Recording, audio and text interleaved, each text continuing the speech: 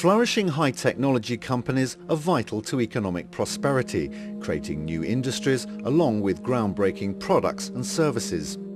Yet despite government investment in scientific research running into billions of pounds, a growing number of high-tech ventures in the UK are failing to commercialise their science effectively.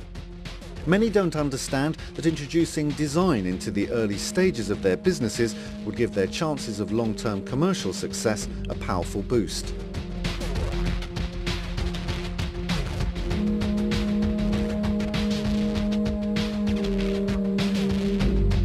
What we do in kinetic nanomaterials is make ultra-fine powders. These materials have been around for quite a long time already.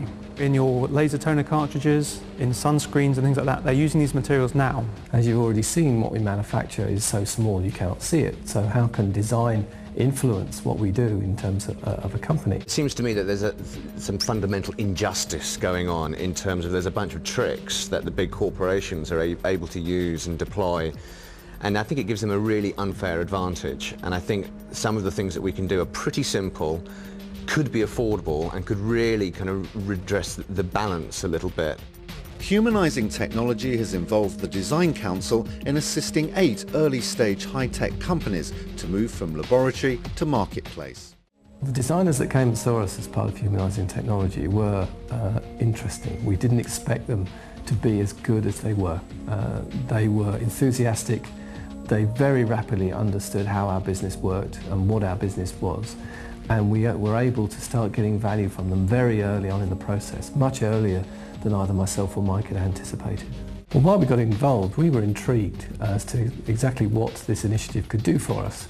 What we found very rapidly, though, was that this wasn't just about the obvious parts of design in terms of graphics, in terms of the design of a product. It was much more all-inclusive in the whole company.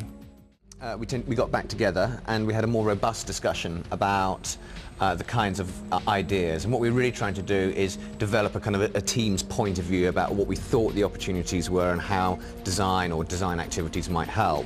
And we're beginning to find that we're applying it to all stages of our business, not just the actual particles themselves that we manufacture, but the process, our marketing, the actual structure of the company and how we design the company. All of it is being affected because everyone in the company has been part of this process. I think we did end up with some people who were a pleasant mix of sceptical but also intrigued and willing to go somewhere else, in as much as that a lot of the problem, clearly when you come with new ideas, whatever profession it is, if the recipient isn't open to that, it's much more challenging in order to get that input inside. And so that by virtue of them signing up to the process, it felt like they were of the right spirit.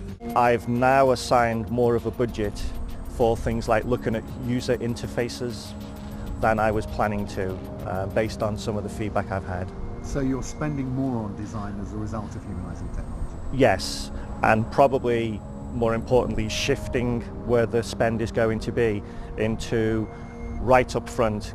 What do you think would have happened if you hadn't got involved in humanising technology? I think we would have run the risk that the product might not be easy to use in its first generation, and that's possibly quite damaging, because I think when our product arrives it will make a bit of a splash as the first type of well-being or healthcare product of its kind.